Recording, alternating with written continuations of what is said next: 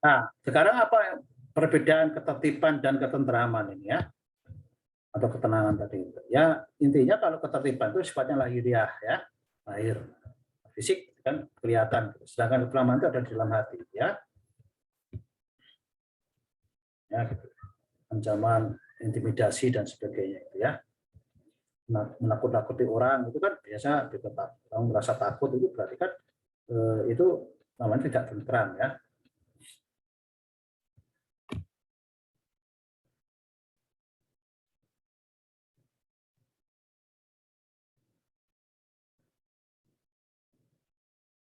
Nah, kalau kita lihat dari isinya nanti kaidah hukum itu nanti terdiri dari perintah dan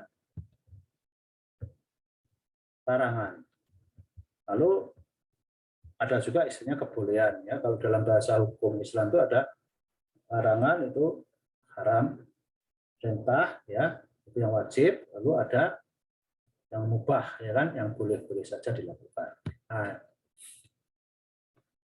kebolehan itu karena kalau perintah itu harus dilaksanakan, berarti larangan tidak boleh dilaksanakan. Kalau boleh itu ya boleh dilakukan ya. Yang tidak melakukan juga nggak apa-apa. Tapi yang mau melakukan juga boleh-boleh saja, nggak ada sanksinya gitu ya. Tapi kalau larangan, semuanya ada sanksi. Larangan yang dilanggar ada sanksinya, perintah yang dilanggar ada sanksinya ya. Nah, nanti kalau sudah lihat dari peraturan-peraturan yang ada ya isinya ya ini aja nanti.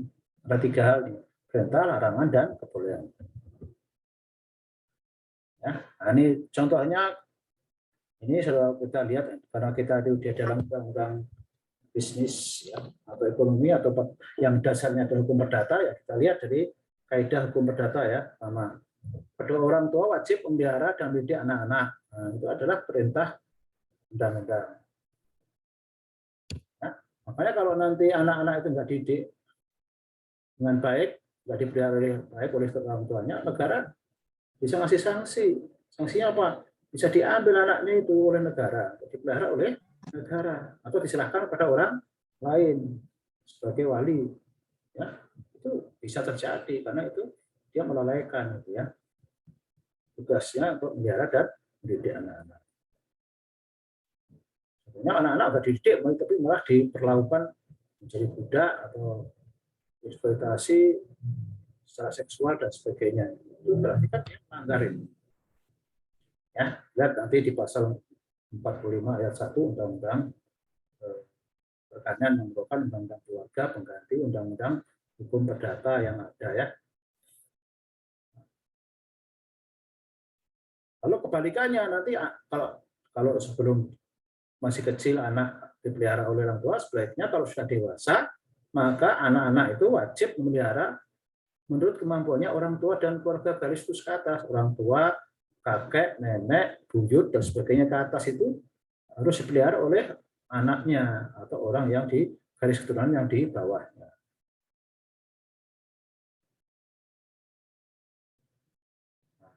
Itu maksudnya tadi biasanya kan kita juga kalau mamanya orang tua kita meninggal yang nguruskan kakek kita dan sebagainya atau paman kita dan sebagainya. Maka kepada orang yang ngurus kita itu nanti kalau dia memang ngurusi kita, kita harus punya kewajiban timbal balik nanti. Setelah kita dewasa, mereka gantian udah tua, tidak bisa hidup dengan baik, maka kita harus membantu mereka. Nah, itu sebagai balas jasanya. Itu timbal balik seperti itu ya. Jangan hati-hati sebagai anak sekalian. Kalau kalian tidak memperhatikan orang tua ya, sudah bisa dituntut ke orang tuanya atau oleh negara nanti.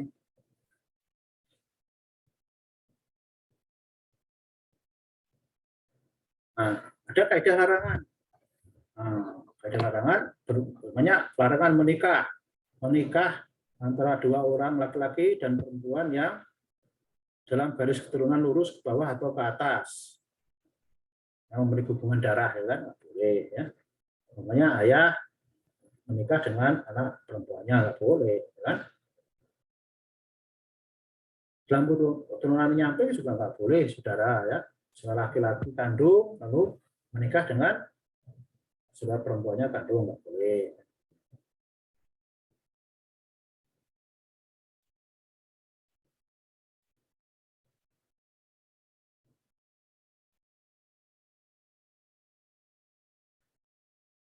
Ya, semenda. Nah, semenda ini bukan karena perkawinan ya. Ya. Namanya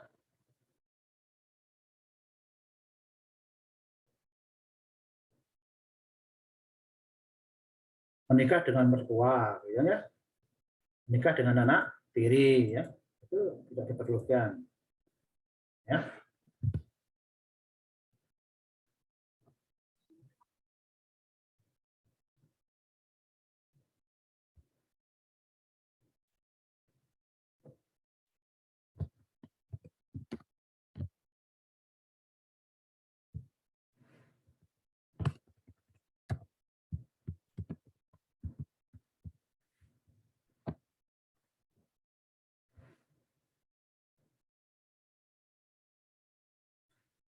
Nah, dalam Islam contohnya juga tidak boleh menikah dengan sesusuan, ya itu ada, ya ada orang-orang seperti itulah banyak ya di undang-undang ya. Nah, kalau kaidah yang mengandung kebolehan, ada hukum ya untuk kebolehan, misalnya ada perjanjian perkawinan itu bisa dilangsungkan ya.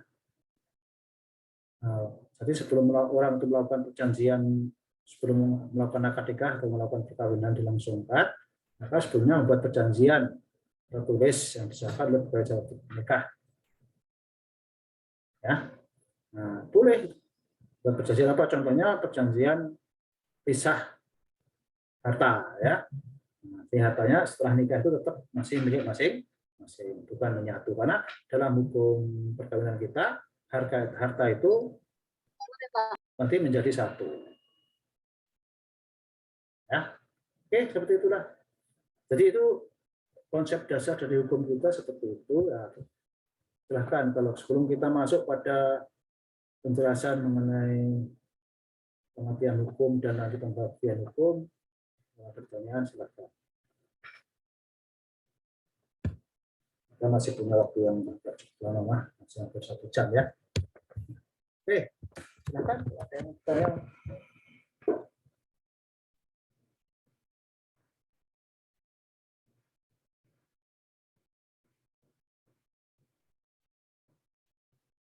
Ya, kalau tidak ada, kita bahas mengenai pengertian hukum. Pengertian hukum ini sebetulnya agak susah ya untuk dijelaskan ya, karena memang sangat beraneka ragam. Ya, kalau kita lihat filosofi yang ada itu seringkali berbeda-beda. Jadi mendefinisikan hukum itu agak susah untuk mencakup semuanya itu ya.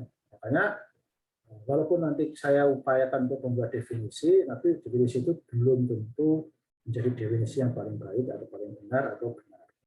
Bisa saja mungkin akan muncul definisi yang baik. Dan ini satu contoh yang sudah saya jelaskan di sini, nanti berbagai contoh dari definisi hukum yang kemudian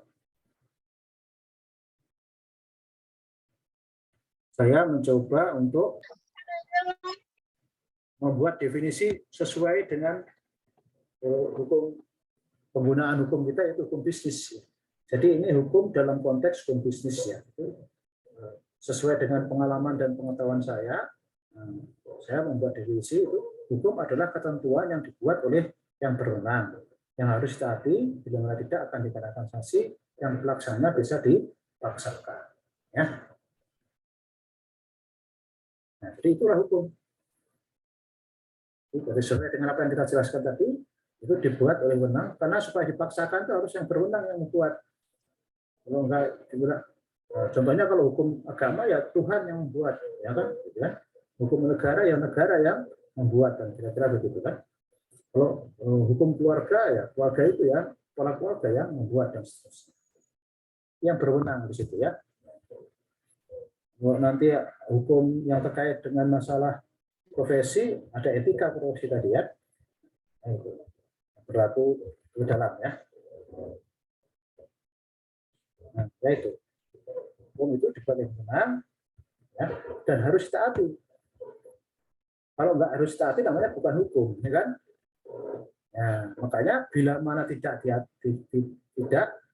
maka akan dinaikkan sanksi yang pelaksananya bisa dipaksakan. Itulah hukum. Ya.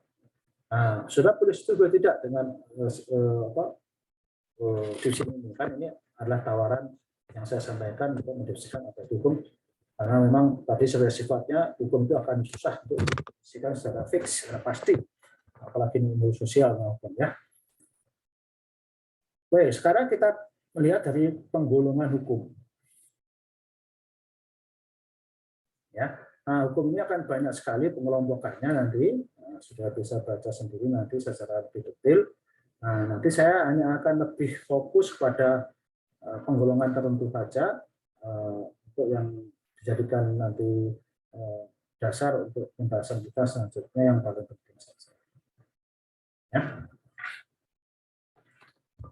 Nah, ini saya uraikan di sini ada 45 pengelompokan hukum berdasarkan sumbernya, wilayahnya, sifatnya, isinya, dan fungsinya. Ya. Nah, saya akan hanya bahas beberapa saja. Ya. Nanti ini isinya, ya, dan fungsinya saja. Ya. Nah, ini silahkan dibaca sendiri ya.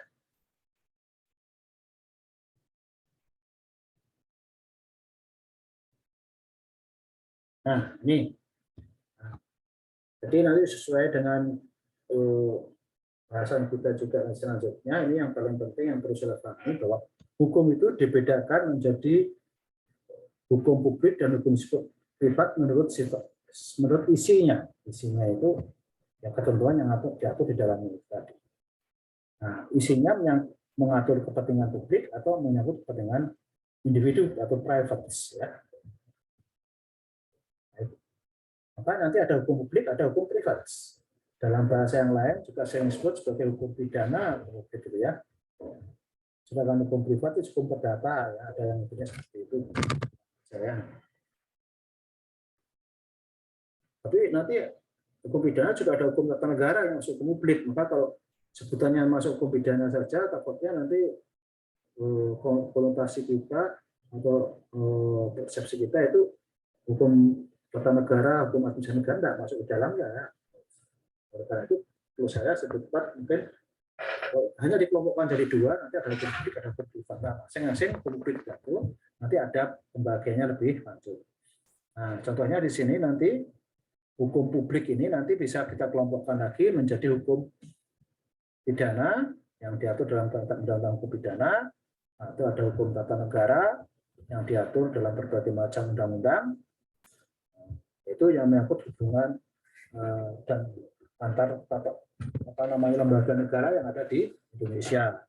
Lalu hukum administratif negara yaitu hukum yang mengatur mengenai penyelenggaraan negara dari masing-masing lembaga negara itu. Itu adalah hukum administrasi negara. Ya. Nah, biasanya seperti itu pembagiannya. Ya. Hukum pidana, hukum tata negara, dan hukum administrasi negara. Kalau sudah mau belajar lebih lanjut, ya silahkan belajar di pengantar ilmu hukum khusus yang diajarkan di Fakultas Hukum, itu lebih bahas lebih detail. Jadi kita cukup membaginya seperti itu saja. Sebagai tambahan tadi penjelasan saya jelaskan bahwa dalam hukum publik itu nanti ada beberapa pembagian lagi. Kemudian ada hukum privat. Hukum privat ini hukum yang mengatur hubungan antar individu, sedangkan hukum publik kan mengatur hubungan antar negara dengan individu, ya, atau antar lembaga negara dengan lembaga negara yang lain. Nanti ada unsur negara di dalamnya, itu pelakunya itu adalah salah satunya harus negara, kan gitu ya. Individu dengan negara atau negara dengan negara atau lembaga di dalam negara dengan lembaga negara atau dengan negara.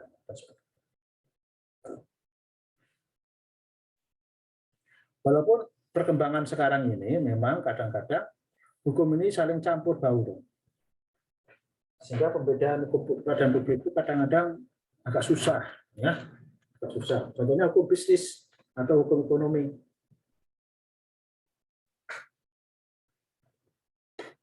Yang kita pelajari ini masuk di mana? Hukum publik atau hukum privat? Nah, kalau di Indonesia ini memang agak susah membedakan itu karena ada negara juga yang ikut berkecimpung dalam dunia bisnis. Contohnya ada perusahaan-perusahaan negara, gitu kan? Ya kan? Nanti negara juga bisa berhubungan bisnis dengan negara yang lain, bisa juga nanti transaksi antar negara dengan masyarakat, ya, dalam jual beli contohnya. Ya, pemerintah kan juga butuh barang-barang ya untuk kepentingan negara, kan dia harus beli juga. Berarti kan ada hubungan transaksi bisnis di situ ya dengan masyarakat. Itu maksudnya hukum itu bisnis atau hukum publik, hukum privat atau hukum publik. Nah itu seperti itu. Makanya dalam hukum bisnis kadang-kadang memisahkan duanya agak susah, ya agak susah. Maka kalau kita lihat di hukum kita ada banyak kasus di mana untuk membedakan uang negara dan bukan uang negara itu kadang-kadang agak susah, ya. Ya ada beberapa pejabat yang kadang itu tidak paham mengenai itu, seringkali terjebak ya bahwa dia tidak melakukan korupsi karena tidak pernah merugikan negara, tidak pernah menggunakan uang negara seperti itu ya. Seperti contohnya yang dilakukan oleh mantan Menteri BUMN kita Dahlan Iskan yang dituntut dilaporkan oleh pihak tertentu di Surabaya pada waktu dia menjadi salah satu direktur perusahaan yang dari Surabaya, yang pada waktu itu dia sebetulnya ketika dia diminta itu adalah untuk membantu supaya perusahaan itu tidak bangkrut ya, untuk memajukan. Upaya dia itu memajukan itu akhirnya dia karena orang swasta yang menggunakan prinsip-prinsip bisnis. Nah, ternyata ketika dia melakukan itu ada aturan-aturan negara yang menurut orang lain itu dilanggarnya. Sehingga dia masuk kategori melakukan penyimpangan hingga dianggap korupsi karena yang disimpangkan itu adalah uang negara. Padahal itu untuk kepentingan perusahaan itu sendiri, bukan untuk kepentingan dia pribadi. Nah, itulah. Jadi persepsi itu yang kadang-kadang yang harus di Indonesia itu kadang-kadang tidak terlalu jelas untuk bisa membedakan ya. Nah, mana yang masuk kategori hukum bisnis, mana yang kategori hukum publik, privat dan hukum publiknya ya, dalam sektor bisnis itu. Nah, sekarang pun kalau sudah perhatikan, kalau umpamanya ada orang BUMN, perbankan, yang kemudian melakukan penyimpangan, itu juga bisa dihukum secara publik dengan menurut undang-undang perbankan maupun undang-undang anti korupsi. Padahal dia melakukan bisnis. Nah, kalau di negara-negara yang memisahkan dengan jelas peran negara itu yang tidak masuk ke dalam dunia bisnis ya, maksudnya bisnis itu sepenuhnya swasta, maka tentu saja negara itu membatasi bahwa karena dia tidak terjun di dunia bisnis, nah lebih mudah ya, membedakan antara sektor privat dan sektor publik itu. Karena negara tidak ikut campur di dalam urusan bisnis, dia hanya mengatur saja. Nah, contoh negara seperti itu seperti Amerika. Nah, Amerika itu membuat senjata saja itu yang membuat adalah swasta. Membuat pesawat tempur pun swasta. Kalau kita harus perusahaan negara ya, pindad namanya ya. Nah, seperti itu. Jadi memang ada perbedaan sistem ya, makanya perbedaan pembagian seperti itu. Nah, sebagai kesimpulannya nanti kita memang hukum bisnis itu juga ada beberapa hukum yang memang nanti terkait dengan dunia privat. Contohnya hutang pribadi, ya, hutang pribadi. Namanya saya punya hutang kepada kalian atau kalian punya hutang ke saya, ya. Nah, maka itu bisa masuk kategori hukum privat, ya, privat.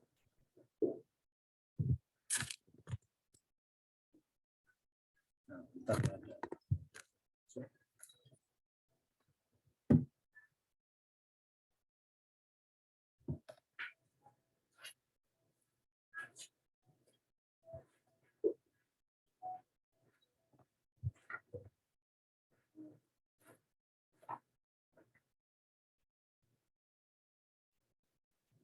halo?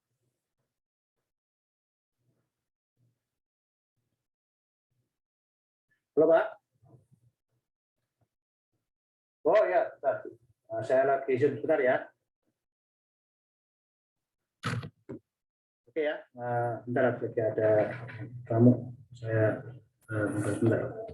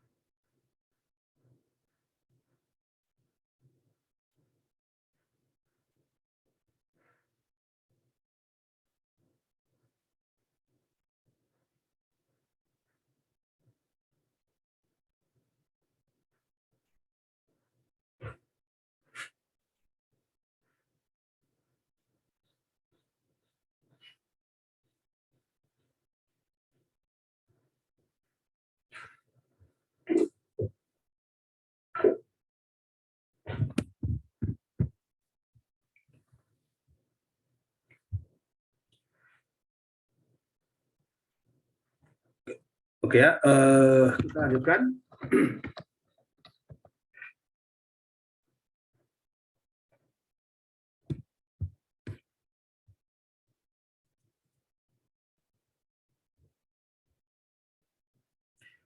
Oke ya, jadi itu pembagian-pembagian yang berkaitan dengan isinya ya tadi ya. Nah, sekarang yang menurut fungsinya ya, yang perlu dipahami lebih jauh. Jadi hukum itu nanti kita bedakan berdasarkan fungsinya. Ya, fungsinya sebagai apa dia fungsinya dalam hukum. Nah, hukum itu ada hukum yang mengatur perbuatan seseorang ya, yang boleh dan tidak tadi itu boleh, tidak, larangan atau suruhan atau yang kebolehan tadi. Tapi ada juga hukum yang mengatur bagaimana supaya hukum material atau hukum yang boleh larangan-larangan dan yang kewajiban dan tadi itu bisa ditegakkan. Nah, hukum yang mengatur bagaimana polisi harus menangkap orang, bagaimana polisi nanti harus menyidik, bagaimana polisi harus menetapkan tersangka, menahan dan sebagainya, jaksa cara menuntutnya bagaimana, hakim cara mengadilinya seperti apa, itu disebut hukum formil. Itu hukum yang mengatur bagaimana hukum itu ditegakkan. Sedangkan hukum material, hukum yang mengatur mengenai perbuatan itu sendiri yang dilakukan orang dalam hal larangan, kewajiban atau yang sifatnya kebolehan tadi. Ya. Nah, hukum material itu yang menyangkut larangan, kewajiban atau kebolehan. Jadi sering juga hukum substantif, ya, hukum yang pokok, ya. Sedangkan hukum formil itu ya sebagai hukum aksesorisnya, hukum tambahannya atau hukum yang melengkapinya. Karena kalau nggak ada hukum itu nanti penegak hukum bisa berbuat semuanya sendiri kalau tidak dijelaskan. Maka dalam undang-undang juga ada namanya dalam undang hukum perdata atau hukum pidana tadi sipil maupun publik juga ada namanya kitab undang-undang hukum acara perdata maupun pidana, itu menyangkut hukum formil, yaitu kalau saudara pengen tahu bagaimana cara menangkap, cara menahan, ya, cara mengadili, cara membuat gugatan di pengadilan, saudara baca buku atau undang-undang yang terkait dengan hukum acara namanya, ya, hukum acara pidana atau hukum acara perdata. Di pengadilan korupsi juga nanti ada sendiri di dalam undang-undang anti korupsi juga ada, selain di hukum acara pidana juga nanti ada di situ hukum acara acaranya, ya. Ada hukum yang tersendiri, tapi ada hukum yang substantif dan hukum formil dan materialnya itu yang dijadikan satu dalam satu undang-undang, ya, ada. Nah, kemudian sekarang kita bahas mengenai hukum ekonomi, ya. Nah, hukum ekonomi yang kita bahas di sini lebih banyak nanti menyangkut masalah hukum materialnya, ya, bukan hukum acaranya, ya. Walaupun sedikit nanti kita bahas, ya, sebagai pengetahuan umum saja hal-hal yang penting-penting yang berkaitan dengan hukum acara nanti, ya. Tapi yang paling banyak, yang mayoritas kita bahas adalah hukum materialnya saja. Kalau saudara mau ya belajar mengenai hukum acara, ya nanti silahkan diperdalam sendiri, ya. Nah, ya nggak mungkin karena kalau kita bahas semuanya itu butuh waktu yang sangat lama, ya. Kan saya belajar hukum di Sarjana aja untuk hukum bisnis ini 5 tahun, ya. Nah, saudara mau belajar dalam 1 semester seluruhnya ya susah, ya. Nah, kita belajar yang pokok-pokoknya saja yang kita bahas. Oke, kita lihat dari perkembangannya dulu. Ada hukum ekonomi.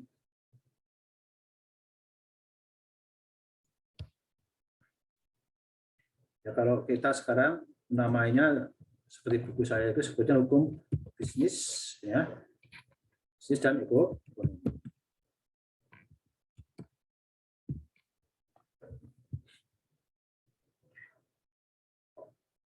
Nah, kalau kita melihat dari perkembangan yang ada, penamaan atau istilah yang digunakan dalam penamaan hukum ini, sebetulnya kalau zaman saya dulu, zaman saya kuliah itu yang ada istilahnya adalah hukum dagang, ya.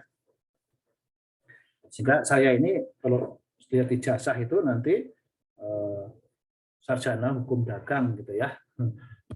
Karena dulu memang nomenklaturnya atau penamaannya masih seperti itu, ya, hukum dagang. Mengapa kok dinamakan hukum dagang? Karena bisnis pada saat itu dan sebelumnya itu era-era yang awal itu memang didominasi oleh dagang. Dagang itu apa ya? Dagang itu transaksi jual beli itu, perniagaan bahasa yang lainnya ya. Itu seperti itu. Tapi kemudian bisnis itu berkembang terus ya, bukan hanya dagang ya, barang atau pertukaran dengan uang aja yang ada, tapi juga nanti ada sektor-sektor pendidikan, ada sektor perhotelan, ada sektor kesehatan yang juga ikut-ikut nanti menjadi seperti diperdagangkan. Sehingga saudara kalau datang ke rumah sakit, datang ke dokter, ya nanti ada tarifnya, ada harganya. Ya, sebelum saudara dilayani pun sudah harus bayar lebih dahulu. Seperti orang dagang aja kan. Sehingga itu mirip seperti dagang, maka akhirnya itu juga dimasukkan dalam unsur dagang. Lalu supaya memperluas istilahnya itu, lalu kita mengadopsi istilah ya, dari luar. Siapa yang ribet nih? Oh, Hamdan ya. Ditutup ya, kalau nggak mau ngomong ditutup. Kalau mau ngomong baru dihidupin. Oke ya. Nah, jadi istilah dagang kemudian menjadi hukum bisnis ya. Nah, sekarang ini lalu ada juga disebut hukum komersial, kadang-kadang begitu ya. Nah, lalu muncul istilah-istilah seperti itu ya. Sehingga sekarang itu beredar kalau sudah lihat di kawasan persilatan dunia bahasa hukum di Indonesia itu ada muncul hukum dagang, hukum perusahaan, hukum bisnis, hukum perniagaan, hukum komersial dan lain sebagainya. Ya, seperti itu. Itu mengenai istilah yang kadang-kadang pada prinsipnya mereka itu tidak bisa membedakan dengan jelas apa perbedaan yang satu dengan yang lain. Itu ya mungkin semacam apa ya, semacam sinonim gitu ya. Sinonim. Walaupun kadang-kadang memang ada juga yang mencoba membedakan gitu ya.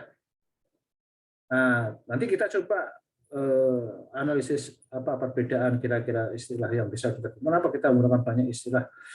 Lalu kenapa kita gunakan buku saya ini dengan judul hukum bisnis dan ekonomi gitu ya. Lalu kenapa mata kuliah kita itu jadi hukum bisnis namanya etika dan hukum bisnis, kok etika dan hukum ekonomi. Yang lama sebelum kurikulum saudara ini, angkatan-angkatan sebelumnya, saudara sebelum yang tahun kemarin pun, yang tahun lalu masih menggunakan istilah aspek hukum ekonomi. Jadi tidak menggunakan hukum bisnis. Sekarang kita menggunakan hukum bisnis ya. Apa bedanya itu? Nah, itu yang kadang-kadang perlu ditegaskan ya. Nah, karena memang saya tanya ke prodi, katanya ini belum ada penjelasan mengenai batasan kurikulumnya apa itu namanya, ini kurikulum baru ya. Silabusnya juga belum ditegaskan, dijelaskan. Maka ini sekarang jadi hak saya sebagai pengajar nanti untuk memberikan penjelasan secara untuk sementara waktu ya mengenai istilahnya ini. Oke ya. Karena ini saya sudah menulis buku ini sudah tahun yang lalu ya. Dan tahun yang lalu, jadi ini otomatis sudah lebih dahulu daripada kurikulum yang dibuat oleh prodi saudara ya. Prodi saudara Pak Ade, Pak Dede maaf. Padahal itu mahasiswa saya dulu ya kok sampai lupa.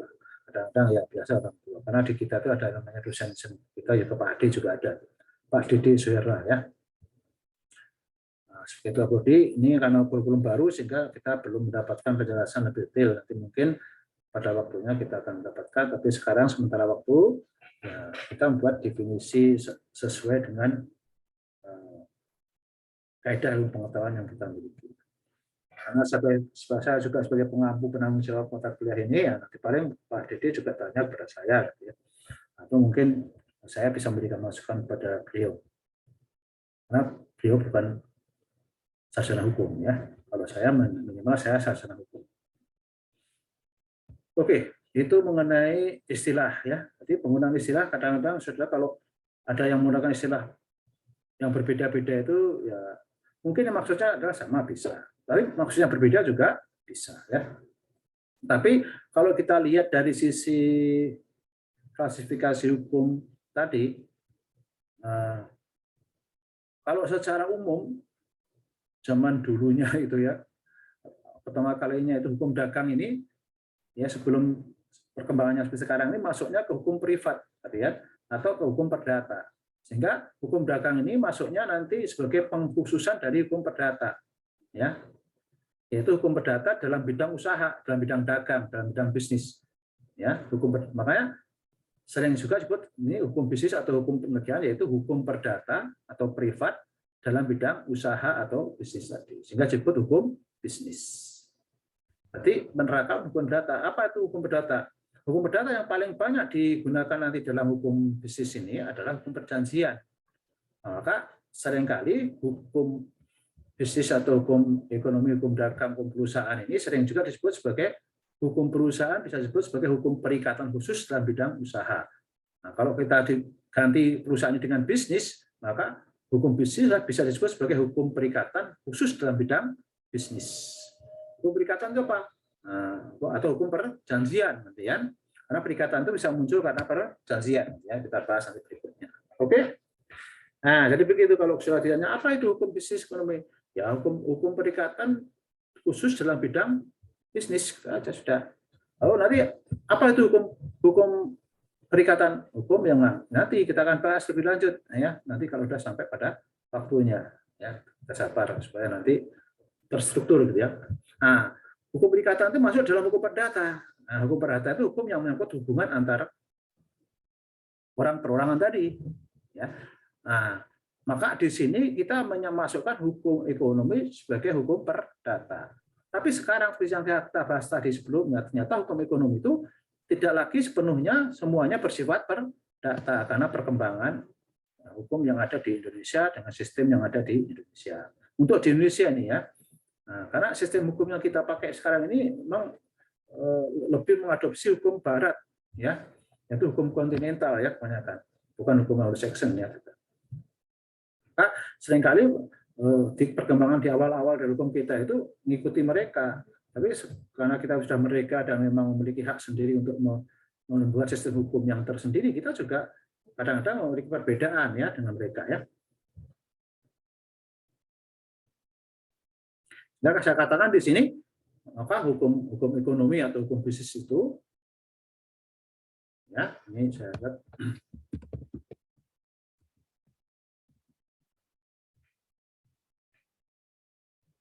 Nah, murakat ini masih dalam pendefinisian itu ada masih dalam perdebatan ya.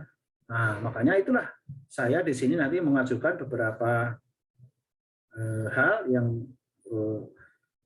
yang sudah dikemukakan oleh berbagai macam ahli nanti, lalu saya mencoba kemudian nanti berpendapat sesuai dengan kemampuan dan ilmu yang saya miliki dengan definisi pengertian yang tersendiri. Ya. Nah, ini contohnya beberapa ahli yang berpendapat bahwa ada yang mengatakan bahwa hukum ekonomi itu masuk dalam hukum publik. Ini ada Neni Sismayanti dan Septo Harjo ya dalam buku yang sudah saya masukkan di sini ya. Nah, hukum ekonomi dan ekonomi Islam halaman 16 nih, nanti sudah bisa baca di situ, memasukkan sebagai hukum publik. Ya. Nah, tapi ya, tadi saya jelaskan ya secara sejarah masuknya dulu hukum dagang itu kan masuk dalam hukum privat, hukum perdata.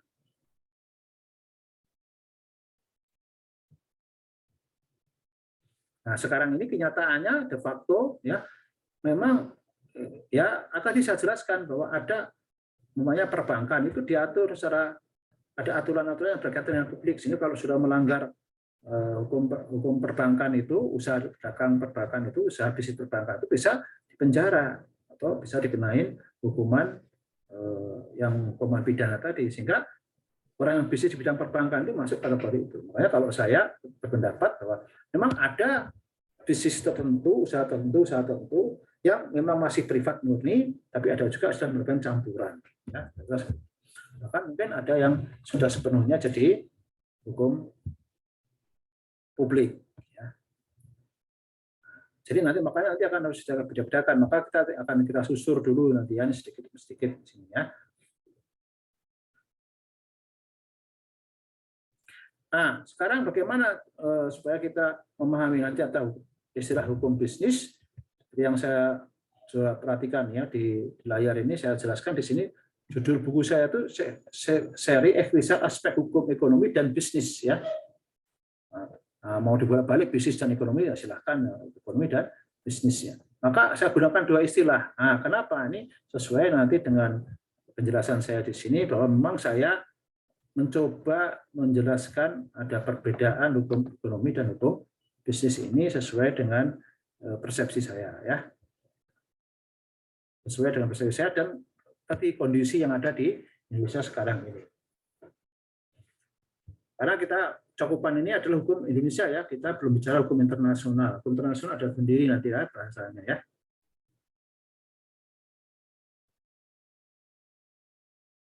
Nah, itu nanti akan kita bahas sesuai dengan istilah.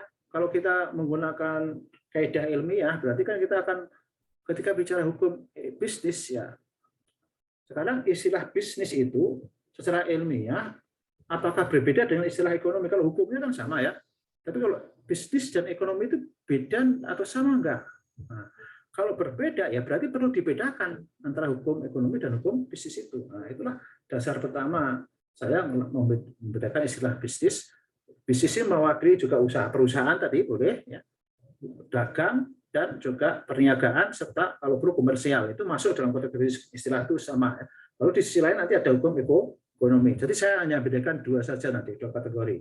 Jadi komersial ya, komersial, dagang, perniagaan, perusahaan, bisnis itu sama ya. Lalu dikotominya hanya hukum ekonomi sama bisnis itu masuk dalam saya istilahkan di sini sebagai istilah bisnis ya. Nah, istilah bisnis atau urusan dalam bahasa yang lain ya. Nah, silakan nanti dilihat di dalam pengertian-pengertian yang ada di dalam dunia bisnis. Ternyata yang disebut bisnis itu yang asal katanya itu sebenarnya urusan. Tapi urusan itu berkembang kemudian urusan yang kemudian bersifat komersial yang menghasilkan suatu istilahnya itu hasil gitu ya untuk kepentingan diri sendiri gitu yang melakukan itu. Nah, berkembanglah kemudian karena itu menjadi nanti kan karena urusan itu bisa bersama-sama bisa sendiri lalu kalau bersama-sama orang lain dalam wujud kerjasama itu disebut korporasi ya. Nah, lalu kita sebut sebagai perusahaan. Karena perusahaan itu sebenarnya badan usaha bisa sendiri bisa enggak. Sehingga ada perseroan sebenarnya ada